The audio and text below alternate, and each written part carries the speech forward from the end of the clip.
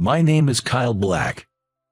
When I was in 5th grade, a new kid transferred to my class. One day, a trio of bullies started picking on the new girl, Ava West. "Hey, newbie, say something." Ava, being petite and slim, was an easy target.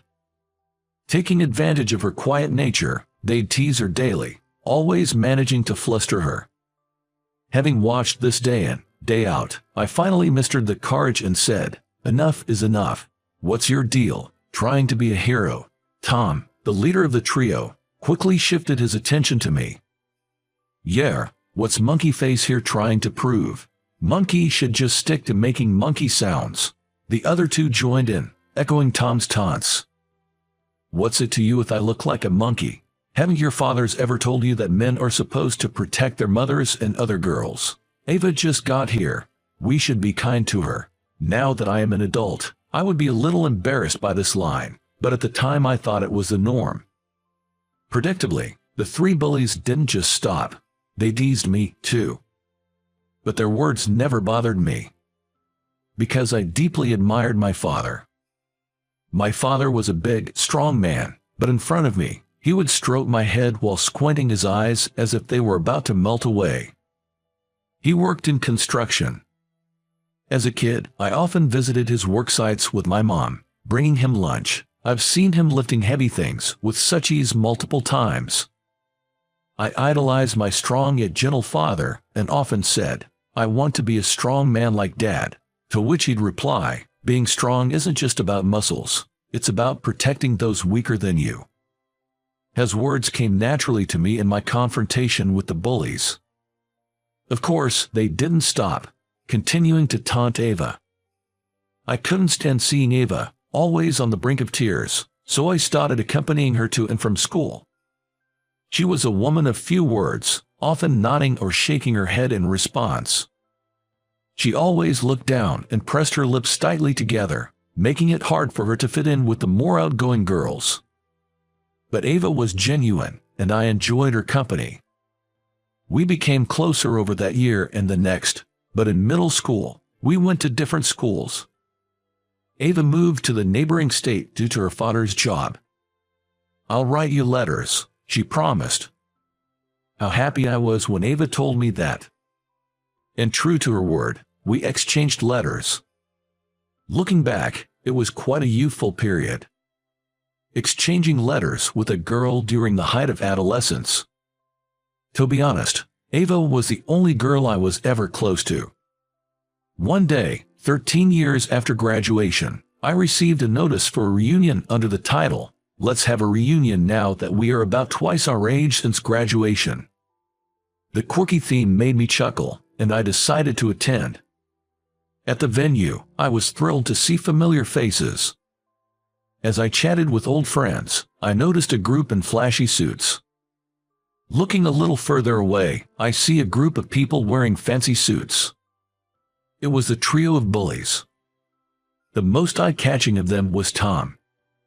As I laughed at his flirtatious appearance, Tom hasn't changed either. Feeling nostalgic inside, I locked eyes with Tom. "Hey, you're Kyle, right? You haven't changed a bit." Tom, with his buddies, approached me, laughing. I can easily tell it's Kyle, with his red face and monkey. The way he is in a groove hasn't changed since elementary school. The banter went on with them reminiscing about my monkey face. While it was a fun reunion with the trio, it seems I made a mistake in making eye contact at that moment. That trio seemed to be bragging to everyone about which universities they had attended. Now, I wasn't embarrassed or anything. I just thought that amidst their discussions of which university was better or worse, I'd definitely be the odd one out. "So, Kyle, which university did you go to?" I had tried to stay out of it, but I knew this question was coming. I honestly replied that I started working right after high school. "What? There are guys these days who don't go to college?" Tom exclaimed in surprise and announced to everyone, "This guy didn't go to college." I'd like to believe he was just being his old playful self. I heard some chuckles. From what I gathered, Most of the group had attended college.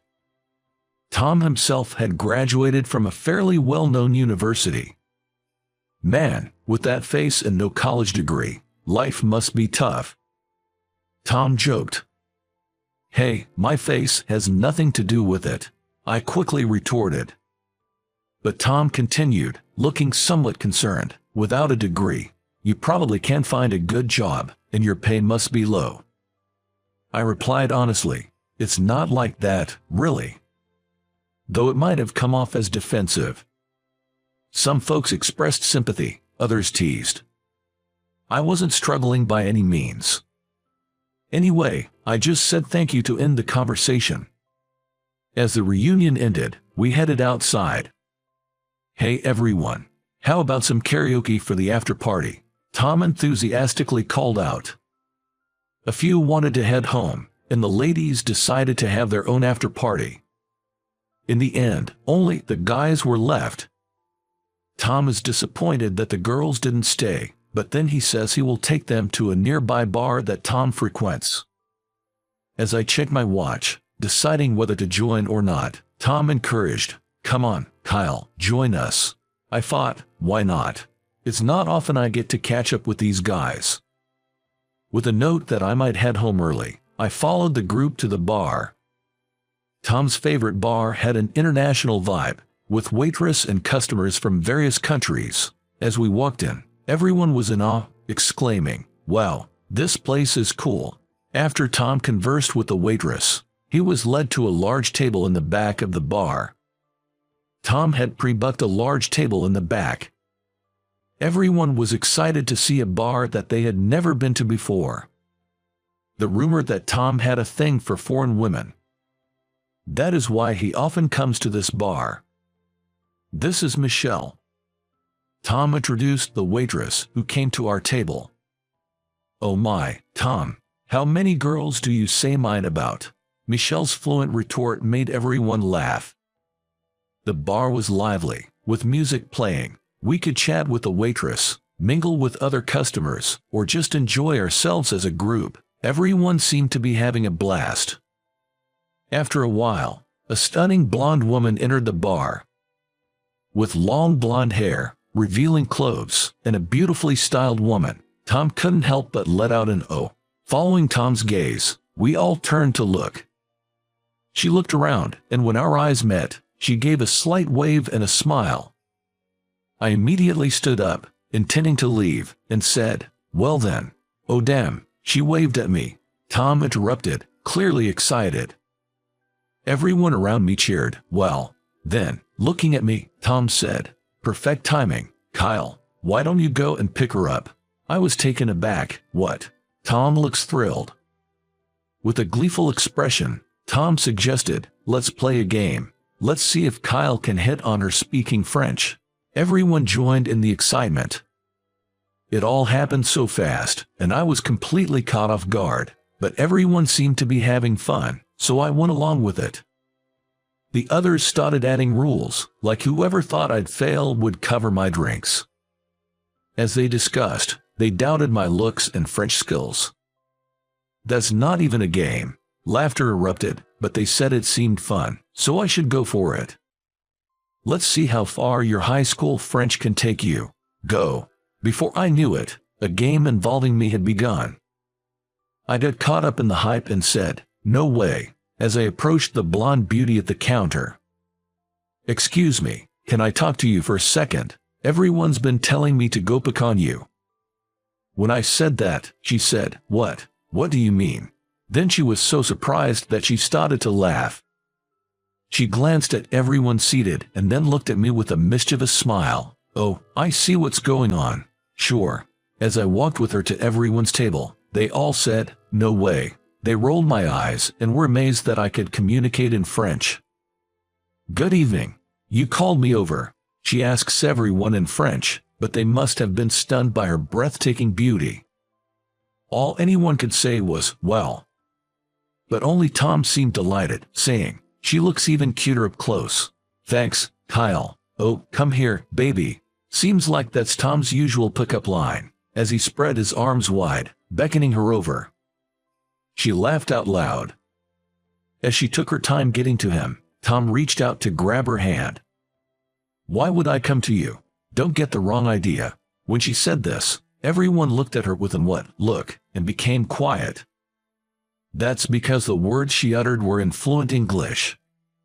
"You're Tom, right? That's George next to you, and Tyler over there. I recognized all three of you right away." She mentioned only those three names in the room, but given her fluent English and her ability to name them, everyone seemed to be in shock. Seeing everyone's reaction, she locked eyes and burst into laughter. "Sorry, everyone, but don't you remember, it's Ava West." When I said that, everyone was silent for a moment, then exclaimed in unison, "No way. Are you that Ava?" Amid the surprise, Ava smirked. "No, darling, it's Ava Black now." Hearing that, everyone blinked in astonishment, falling silent again for a few moments. Then, a collective "what" echoed throughout the room, drawing the attention of other customers. Ava playfully wrapped her arm around mine, smiling brightly. Actually, Ava couldn't make it to the reunion because of work, but she finished up and came to pick me up. I tried explaining to everyone, but they seemed lost. Ava must have been tired from work, but when I briefly emailed her about attending an after-party, she replied, "I'll pick you up." The truth is, I still have some work to do after I get home. On Saturday nights, it's hard to hail a cab, so I took advantage of Ava's kindness. Everyone kept saying, "I didn't recognize Ava, she's become so beautiful." Indeed, Ava in elementary school was short and petite, and always looked down, very timid. I was plain back then, but the trio hasn't changed much. I recognized you guys instantly. Besides, I remember what yielded to me. When Ava said that, Tom and his friends looked awkward. Ava had just returned from France at the time. Her father was American, and her mother was French. Due to her father's job, she had lived in France for a long time and barely knew basic English. She had been mocked for her intonation, which made her even more reluctant to speak. I was sad every day back then. When Ava told the three of them this, they sincerely apologized, saying, "We're sorry." But thanks to you guys, I was so frustrated not knowing English that I studied a lot. Now, as you can see, I'm fluent. You apologized, so I forgive you. When Ava smiled and said that, Tom and everyone else broke into smiles too. Hold on a second, did someone just say Ava Black? Does that mean? Tom suddenly became serious, looking at everyone's faces. "The two of you are married." "No way, that's obviously a joke." "Come on, it's obvious you two are Beauty and the Beast." Everyone was saying they couldn't believe it, but at the mention of Beast, there was a burst of laughter. Then, Ava casually remarked, "What? I think my darling is the most handsome man in the world." Everyone was holding their stomachs and laughing, saying, "What are you talking about? And there must be some mistake. Come on, there are popular guys who look like monkeys. Look at some celebrities, actors, and such." When I threw in that comment, everyone started laughing even harder, gasping for breath. Give me a break. Even if I look like a monkey, it's not the same thing. I meant it seriously, but it seemed to hit everyone's funny bone. What everyone was curious about next was how Ava and I got to the point of marriage. Ava had moved out of state when she started middle school. Everyone only remembered her up until our elementary school graduation, so it wasn't strange for them to think that was when Ava and I last had contact. When she moved, she told me, "I'll write you letters," and that's how our correspondence started. I became interested in French because of Ava, and she wanted to learn English, so our letters were written in both French and English every time. We would look up words for each other, and, though the exchanges were awkward, learning new words was fun. We shared our middle school lives in our letters. Once we hit high school, we had a bit more freedom. About once a month, I went to hang out with Ava. Maybe because we couldn't meet during middle school. When I saw Ava for the first time in high school, my heart raced. She had grown taller, and her hair, which was shoulder length at elementary school graduation, had grown to her waist. She had become more ladylike. Turned out, we both had feelings for each other at that time.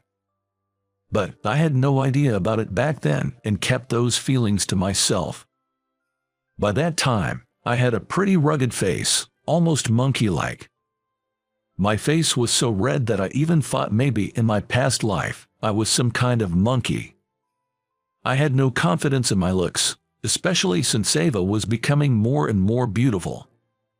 With her blonde hair, clear blue eyes, and fair skin, I thought she was way out of my league. So, when I found out Ava liked me, I was overjoyed but also very surprised. As for Ava, she was waiting for me to confess my feelings. But whenever we met, we just hung out as friends. Every time after hanging out, she went home feeling upset, I later learned. Then, during the summer of our sophomore year in high school, she suddenly got mad while we were hanging out, saying, "I'm not meeting with you anymore." Hanging out as usual, suddenly Ava got mad. "Why, what's wrong?" I only panicked. Then, puffing up her cheeks, Ava said, "Well then, tell me you love me right now." It was at that moment I realized Ava and I had mutual feelings.